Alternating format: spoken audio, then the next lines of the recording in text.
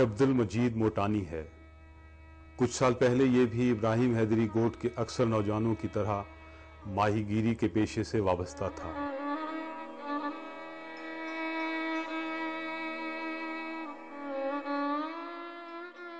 لیکن اب یہ پیشہ چھوڑ کر میکینک بن چکا ہے۔ پیشے کی اس تبدیلی کے پیچھے ایک المناک داستان ہے جس کے سائے اب بھی راتوں میں اس کا پیچھا کرتے ہیں۔ کچھ سال پہلے عبد المجید شام 5 بجے کاجر کریک میں ماہی گیری کر رہا تھا۔ کاجر کریک پاکستان کی سمندری حدود میں واقع ہے۔ عبد المجید کی کشتی کے ساتھ 4 اور کشتیاں بھی تھیں۔ ان ماہی گیروں کو بھارتی کوسٹ گارڈ حکام آتے دکھائی دیے، جنہوں نے عبد المجید سمیت 66 ماہی گیروں کو گرفتار کر لیا۔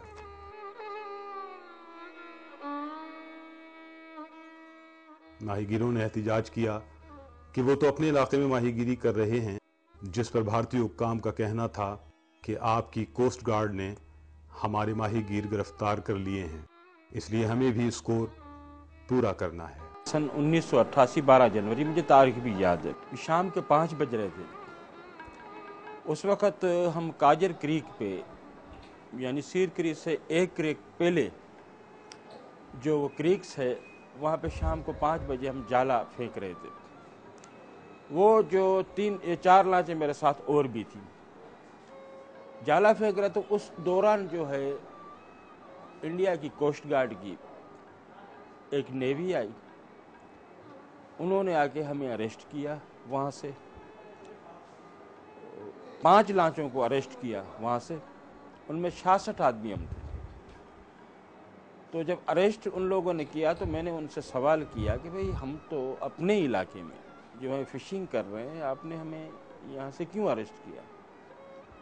تو ان کا جواب یہ تھا کہ آپ کے جو میری ٹائم سیکورٹی ایجنسی والے وہ ہمارے علاقے میں آ کے ہمارے ماہی گیروں کو گرفتار کرتے ہیں، اسی لیے ہم نے آپ کو گرفتار کیا۔ اس کے بعد عبد المجید کو دیگر ماہی گیروں کے ساتھ جام نگر جیل میں 18 دن اور پھر پوربندر جیل میں 4.5 مہینے قید میں رکھا گیا۔ یہ وہی پوربندر ہے جہاں 2 اکتوبر 1869 کو ہندوستان کے بانی گاندھی جی کا جنم ہوا تھا۔ ہندوستان کو آزادی دلانے والے گاندھی جی کی جنم بھومی آج پاکستان کے غریب مچھروں کے لیے ایک ڈراؤنا مقام ہے۔ جن کے گھر کے جو لوگ ہیں وہ انڈیا میں بند ہوتے ہیں، تو حکومت کو چاہیے کہ ان کی فیملی کی سپورٹ کرے، اتنا زیادہ نہیں کر سکتی، پھر بھی ان کو دیکھیں ان کی گھر کی حالات کیسی ہیں، ان کو ان کے والدین جو ہے بوڑھے ماں باپ جن کا کوئی سہارا نہیں ہوتے، کچھ لوگوں کے اگر کوئی ایسے بھی ہیں جن کی صرف بیویاں ہیں، بچے ہیں چھوٹے چھوٹے، تو وہ ایسی مطلب تکلیف میں ہوتے ہیں، تو ان کے لیے کچھ کرے، ان کے ہیلتھ کے حوالے سے، ایجوکیشن کے حوالے سے کچھ تو ان کو سپورٹ کرے تاکہ ان کا گزارا تو ہو جب تک ان کا لوگ آئیں۔ عبد المجید کی گرفتاری کے بعد ان کے فنگر پرنٹ اور تصاویر بنائی گئیں۔ پھر ان پر الزام لگایا گیا کہ وہ انڈیا کی حدود میں غیر قانونی طور پر داخل ہوئے تھے۔ قید کے دوران عبد المجید کو ان کے اہل خانہ بہت یاد آتے تھے۔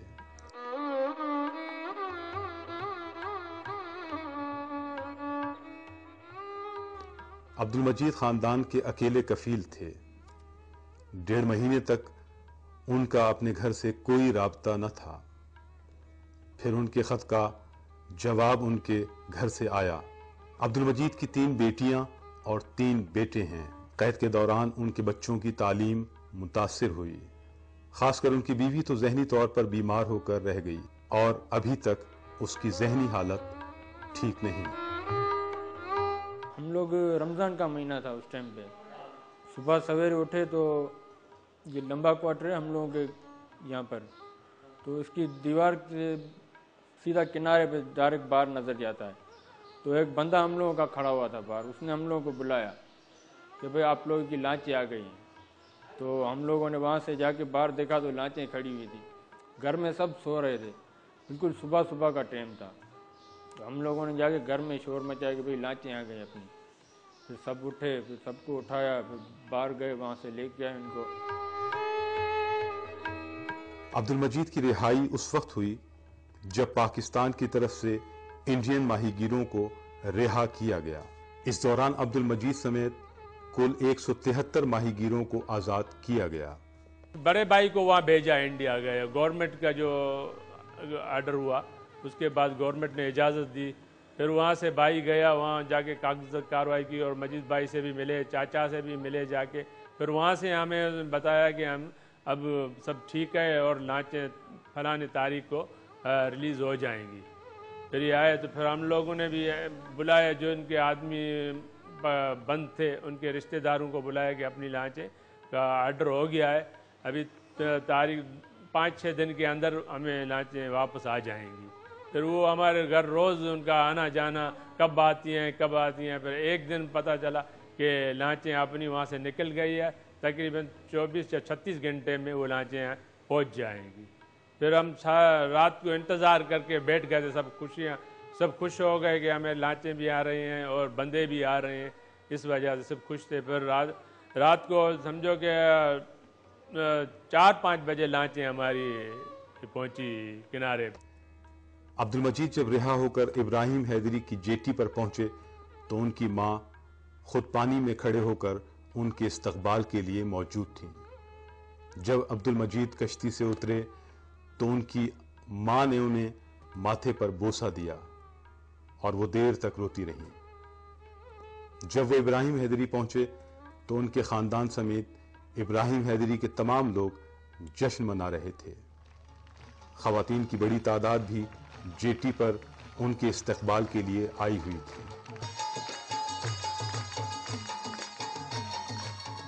عبد المجید کی طرح پاکستان اور بھارت کے سینکڑوں ماہی گیر برسوں سے دونوں ملکوں کے جیلوں میں قید ہیں، جس کے باعث ان کے خاندان تنگ دستی کی زندگی گزارنے پر مجبور ہیں۔ دونوں ممالک کے حکام کو ان قیدیوں کے گھر والوں نے متعدد بار یادداشتیں ارسال کی ہیں، لیکن تاحال یہ مسئلہ جوں کا توں ہے۔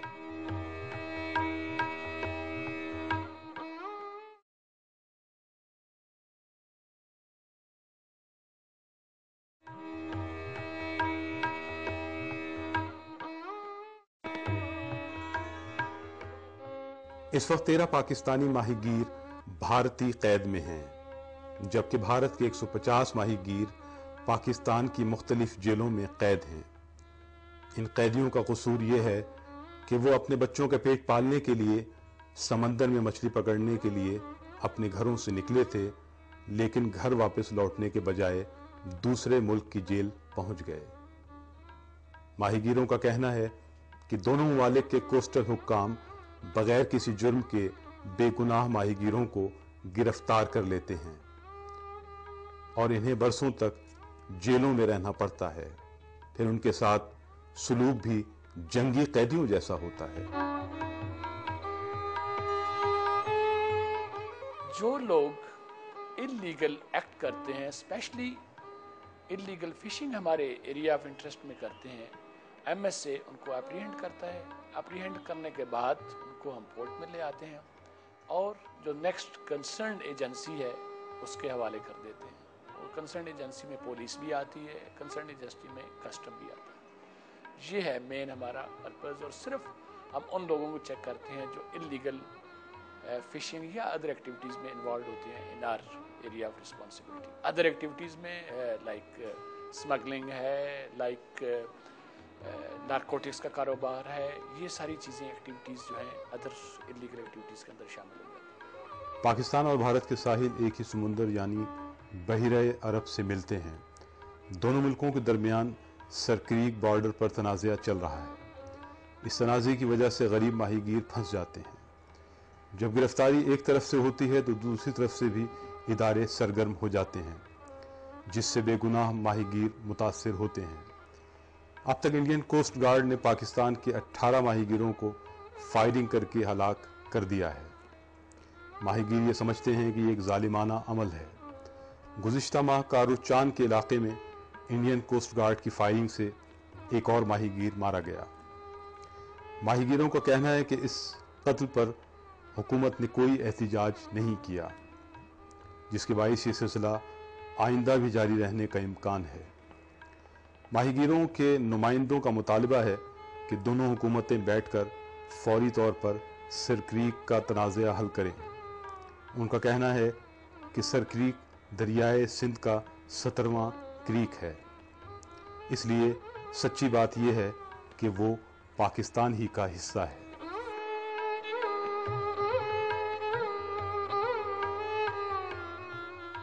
ये जो मसला है, ये असल में जो पाकिस्तान और इंडिया के दरमियान जो कन्फ्लिक्ट है, उस कन्फ्लिक्ट का जो शिकार हो वो गरीब माहीगीर होते हैं। ये सिलसिला जो है वो बहुत पुराना है। माहीगीर जो है वो दोनों तरफ से पकड़े जाते हैं, सालों साल उनको कैद में रखा जाता है और उस वक्त तक रिहा नहीं होते हैं जब तक दोनों हुकूमतें आपस में मिल बैठ कर एग्रीमेंट नहीं करते हैं और फिशरमैन एक्सचेंज नहीं करते हैं, तो वो तब तक जो वो फिशरमैन जो है वो आज़ाद नहीं होते हैं। एक फिशरमैन पकड़े जाते हैं, दूसरे छोड़े जाते हैं। तो ये सिलसिला जो है वो अभी तक चल रहा है, मगर इस मसले का मुस्तकिल हल जो है वो अभी तक जो है वो दोनों हुकूमतों ने तलाश नहीं किया है।